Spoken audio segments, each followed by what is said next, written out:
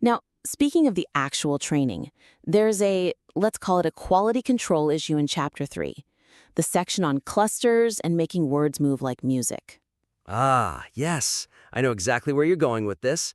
The gonna and lemmy examples. That's the one. And look, linguistically, it's not wrong. That is how we speak in casual conversation. But you have to think about the audience for this book. Right, someone trying to get better at professional communication. Yeah, someone who needs to present to a board or pitch an investor. Telling them to say, I'm gonna do this is, well, it's risky advice. It can come across as dumbing down their speech. It really can. There's a very fine line between sounding fluid and sounding lazy. If I'm in a salary negotiation and I say, let me tell you what I'm gonna do, it just completely changes the tone. It totally undermines your authority. So the real risk here is that the reader ends up losing articulation in the pursuit of flow.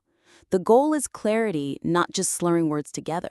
So we need to draw a line between what? Lazy blurring and intentional linking of sounds? Intentional catenation. Yeah, that's the professional skill.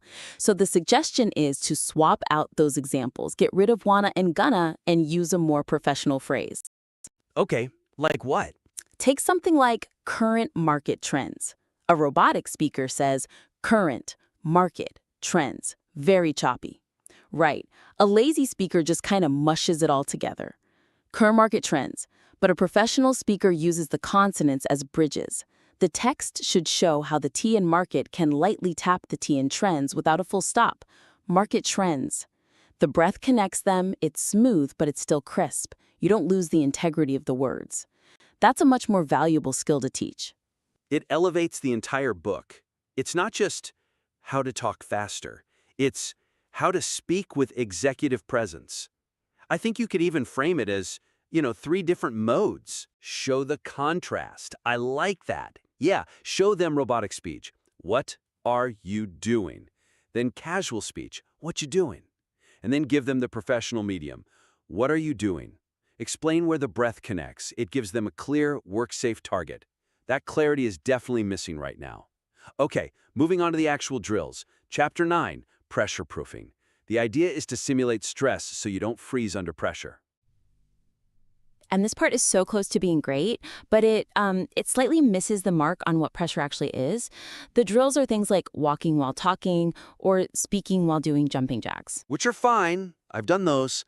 They're good for building your ability to multitask, right? It builds cognitive resilience. But here's the weakness.